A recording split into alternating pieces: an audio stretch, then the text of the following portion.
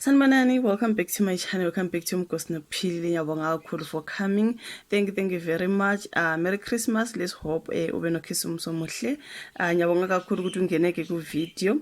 So kule video sizokhuluma ke ngezigameko lezi eziyenzeka ezabantu besifazane bebulawa ngabesilisa. Yabona zibhaliwe laphana nje ziwulayini. Sizoya odabeni lwakhona balubhalile laphana ephepheni lezi uzimpilo Vilakazi. So yeah, siyazi bafethu ukuthi ziningi izigameko bese kusizizwa sizifunde emaphepheni nasemaphepheni. Wow, nasezindabeni nje komabona kude bafethu kukhulunywa ngalabo bhuti ke bekade bebulala ke ithandani zabo, something like that. So yeah, bekukuningi bafethu. Uyabona kukhona udaba baludonsile laphana oluka Khuzwayo, the police cop one, something like that. So asikhulumeni ke ngalo lolo daba bafethu ngoba yeah, it's really scary. Beziningi kakhulu igameko zokubulawa kwabantu besifazane. Bebulawa ke ngobhuti abathandana nabo babuye bazikhunge futhi bona. So kuthiwa ke belibhubha laphana igameko ezinyantisa igazi zokubulawa kwabantu besifazane njengoba ke betitle kanjalo lelo daba bathi ebezisakavukela ke izigameko zokubulawa kwabesifazane ngesihluku kulonyaka bezibonakala ezingxenyeni ezahlukene ezakwaZulu Natal. So noko eziqhame kakhulu ke lapha besilisa abebulala abathandana nabo bese lokho beyonameka ke ezinkundleni zokuxhumana kubonwe izwe lonke. Ama-video kade bewenza siwabonile bafethu. Iphoyisa lomkhandlu weTheku Constable Sizwe Ngema on 27 laba sematheni ngoMashi nonyaka ngesikhathi ke libulala intombi yalo ngesihluku uConstable Bianca Khuzwayo wayena 24 laselinameka imizuzu yakhe yokugcina enkundleni zokuxhumana. I think ngesikhathi sizwe udaba lukaSibusiso ngingakhuluma ke ngoBianca nobhuti Phoyisa. Na kule video eyathusa wonke umuntu uConstable Khuzwayo wayibonakala ephuma igazi ngamakhala nangomlomo egcwele igazi esifubeni.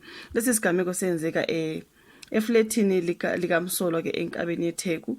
Muva nje umnumzana uSibusiso Lawrence Ntaka obena 32 wasemlangeni eMzimto wenze okufanayo egwaze ebulala ingodiso yakhe unkosikazi noNtobeko Cele obena 24 waseMandawe ngase Scottburg ngamaqede naye wazikhunga ngaphambi kokuba ke azikhunga uNtaka ugonyuluke ke ngakhe ngathe kuholele kutheni ke abulala unkosikazi Cele lokhu ukwenze ngevideo ayinameke naye futhi einkundleni zokuxhumana. So kule video lapho ebonakala esagcwele khona igazi ebusweni uphumisele amazwi athi nizothi nginesihluku bese kuthi ngase kupheleni kwayo aveze unkosikazi Cele edindilisile enamanxeba entanyeni. Ngesinye naso lesi siye sangithusa kakhulu bafethu. Lesi sigameko silanywe ngowesilisa waseDanganye eMgababo kuthiwa ke ugwaze wabulala unina wengane yakhe unkosikazi Bongeka Makhathini na 22 nendodana yabo okuhle Makhathini obena 3 naye ugcine ngokuzikhunga. Silibonile lolo daba nasezindabeni ku TV beluhamba kakhulu. So yeah, yena ke kuthiwa wenze inkulumo eqoshiwe ivoice note wayithumela umalume wakhe ngoWhatsApp emtshela ukuthi uzobafica kuphi. Wow. Kuyona kuthiwa kuveza ukuthi usekhathele ukuhlushwa unina wendodana yakhe. So kukhulunywe kakhulu ngesigameko esenzeke ekupheleni kaAugust lapho umnumzana uSiphamandla Khumalo obena 34 abhokota yes I think abhokota khona ngomenze unina wengane yakhe ibina 4 unkosikazi Nomfundo Msibi obena 30 phambi kwabantu ngase Gateway eMhlanga. Just imagine in front of everybody. Kwavela ukuthi ke wamnyenga ngokuthi uzomkhiphela ilabor yakhe kanti uzothi uma esefikile akhiphe uhalakatsha womenze amgwaze ambulala. Yo hayi cha beziningi bafethu ngempela. Wesilisa ongumpheki umnumzana uZimsele Dlulisa kuthiwa ke wabulala unina wezingane zakhe unkosikazi Mbali Mokokana obena 29 maqede wadla ukudla eceleni kwesidumbu kwaba sengathi akwenzekanga lutho. Can you imagine that?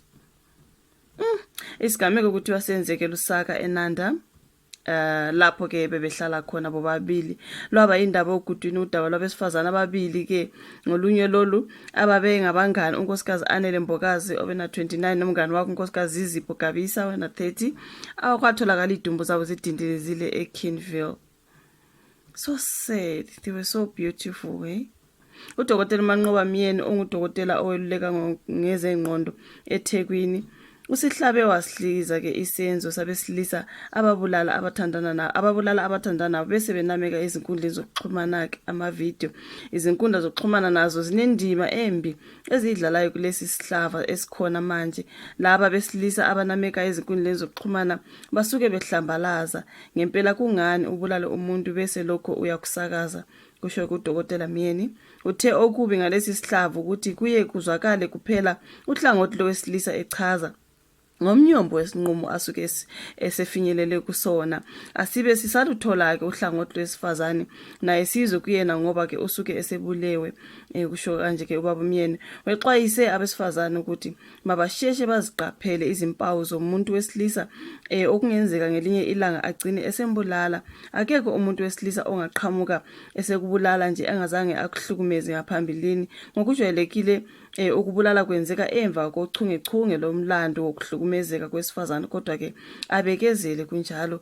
So eqhuba uthe kumele ke intsha ifundiswe ukuthi othandweni izinto zihamba kahle ziphinde ziguquke, futhi okungasho ukuthi kukhona osekumele abulawe.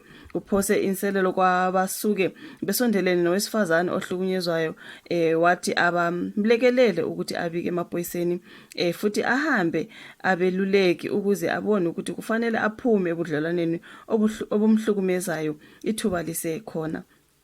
Unkosikazi Nombuso Msibi wenhlangano iWomen of Umthulume umthwalume uthe kuyethusa kubona lezi zigameko zanda kangaka. Abantu besilisa bakhuliswa kabi ukuthi ke kugcina izwi labo uma esaliwa uvele abone sengathi owesifazane usenamandla kunaye bese uyambulala. Kusho ke unkosikazi Sibisi. Uthe ke kusadingeka ukuthi imiphakathi nezinhlangano ezila nalesi sihlava zisukumele ekufundiswa kwabantu besilisa ngokuthi izimfundiso zasemandulo zokuthi ke abesilisa babe ozwi lami azisenandawo kulesi sikhathi okuphilwa kuso. Uthe kumele kukhishwe insila esemiqondweni yabesilisa yokungafuni ukwamukela ukuthi abesifazane banalo ilungelo lokuphumela obala ngabangakufuni. So uthi mawusuthi umuntu awusamfuni mhlambe nibe neargument othandweni into enjalo, umuntu avele athathe isinqumo sokuthi uyakubulala, something like that. Awusamelanga nje umuntu mali kumele uqhubeke uhlale kuleyo relationship engekho healthy, umuntu akuhlukumeza ngoba manje sosaba ukuthi mawungamshiya futhi uzobulawa, uma ungamshiyanga futhi still uzobulawa. Sekumele kwenziweni bafowethu, like it's just a whole lot. Bebezibala zonke izigameko bafowethu esazibona futhi hayi ukuthi asizibonanga, kodwa zikhona ezimbili engathi angizibonanga mhlambe zangikhutha nje.